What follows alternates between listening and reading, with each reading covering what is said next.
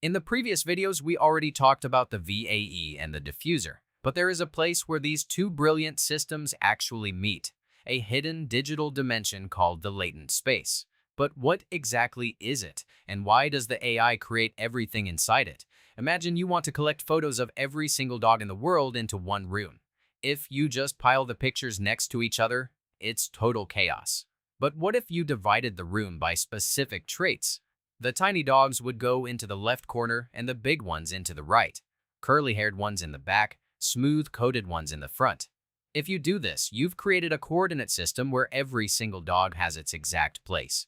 Well, the latent space is exactly this kind of mathematical room, except it doesn't have just 3 dimensions but hundreds of them. When the VAE compresses images, it's actually finding their precise spot inside this secret room. In the latent space, similar things are placed right next to each other. The point for cat will be very close to tiger, but far away from the point for tractor. The coolest part is that there are empty spaces between these points.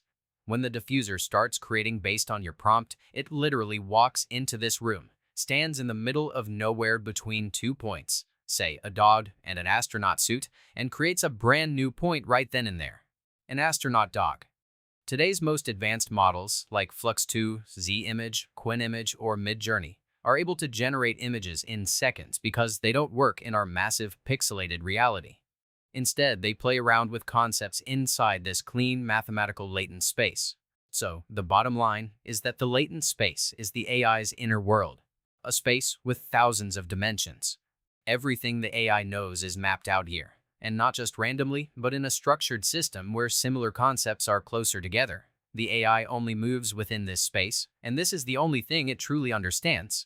If you liked this explanation, hit that like button, because in the next episode, we're going to look at the text encoder, the tool that puts the map into the AI's hands so it can navigate this massive latent room.